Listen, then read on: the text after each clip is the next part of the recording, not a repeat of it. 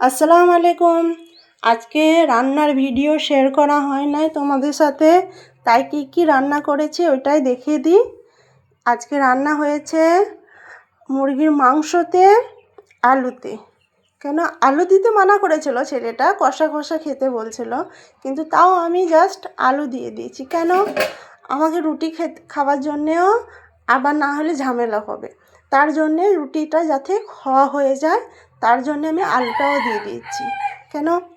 কেন না টেনশন হয়। আর করলা ভাজি করেছি, করলাতে আলুতে ভাজি, আর মাছ ভাজাটাও আছে,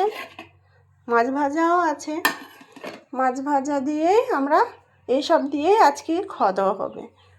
দেখো আমার জানলা থেকে কত সুন্দর দেখা যাচ্ছে সব গাছপালা।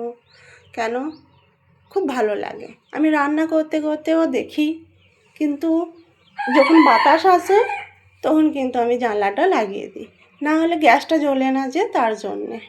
কেন, গ্যাসটা জ্বলে না কিন্তু নিমে যায় বাতাসে বারে, তার জন্যে হাওয়া দিলে পরে গ্যাস জ্বলে না।